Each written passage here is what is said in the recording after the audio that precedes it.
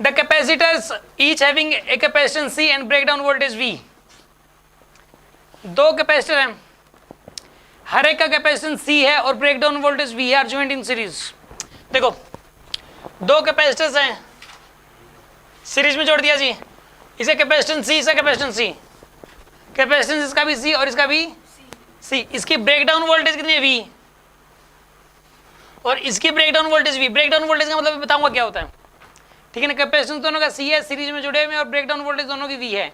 The capacitance and the breakdown voltage of the combination will be, इस A और B के बीच में, इस पूरे कॉम्बिनेशन की एक तो ब्रेकडाउन वोल्टेज क्या हो जाएगी और एक इसमें पूछा है कि इसका क्या हो जाएगा, कैपेसिटेंस क्या हो जाएगा पूरे का, C इफेक्टिव निकालना है, ठीक है ना। और ब्रेकडाउन वोल्टेज बतानी कितनी हो जाएगी, ब्रेकडाउन वोल्टेज बतानी है वो कितनी हो जाएगी।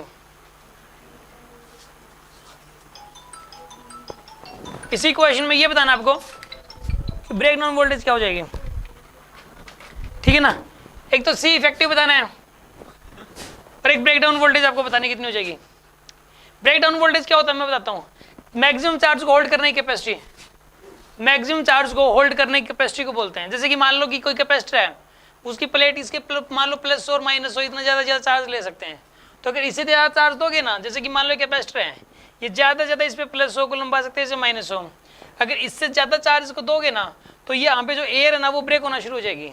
इसे मान लो 101 दे दिया और इस पर माइनस 101, तो वो चार्ज पता है क्या, यहाँ से हवा ये मतलब एयर के मॉलिक्यूल छूटना शुरू हो जाएंगे यहाँ पे। और एयर के मॉलिक्यूल के अंदर देखो पॉजिटिव भी है, नेगेटिव भी है, प्रोटॉन्स भी, इलेक्ट्रॉन्स भी। वो इलेक्ट्रॉन टूट के आना शुरू हो जाएंगे ताकि ये वापसी 100 हो जाए, और वो जो प्रोटॉन्स है वो टूट के इधर आना शुरू हो जाएंगे ताकि ये वापसी जो है माइनस का 100 हो जाए। चार्ज वापसी उतना ही हो जाएगा, फिर से एयर मतलब जो है ब्रेक होना शुरू हो जाएगी। और एयर के जो मॉलिक्यूल्स है, क्योंकि इलेक्ट्रिक फील्ड स्ट्रॉन्ग हो जा रहा है ना यहाँ पे, अब इलेक्ट्रिक फील्ड बहुत स्ट्रॉन्ग हो गया। अभी जो स्ट्रॉन्ग इलेक्ट्रिक फील्ड होगा, जैसे एयर का मॉलिक्यूल है ये वाला एक, इसके अंदर पॉजिटिव चार्ज भी है, नेगेटिव चार्ज भी है।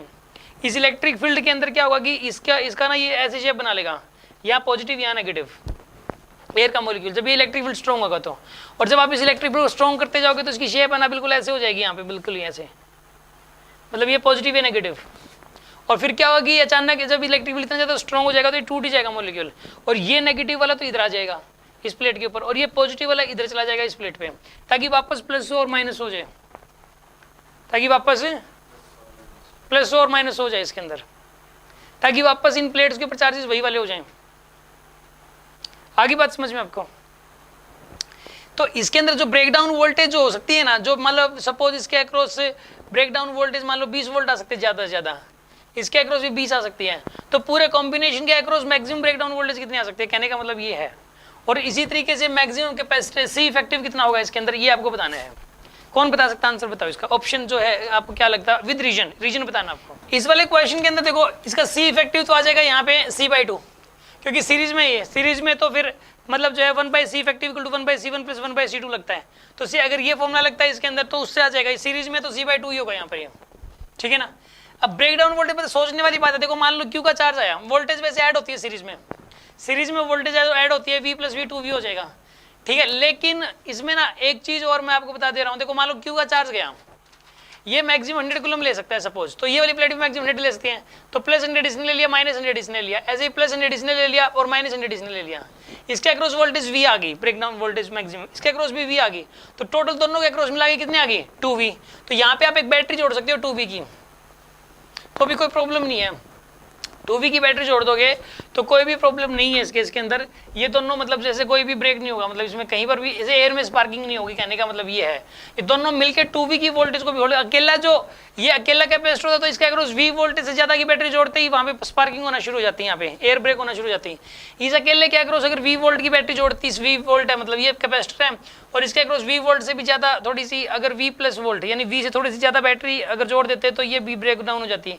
अब दोनों सीरीज में जोड़ के चाहे 2V जोड़ दो तो अब यहाँ पे एयर ब्रेक नहीं होगी, ये दोनों मिलकर 2V वाली बैटरी को भी होल्ड करके रख लेंगे। 3 कैपेसिटर होना और सीरीज में जुड़े हो तो 3V वोल्ट की बैटरी को भी होल्ड कर लेंगे वो।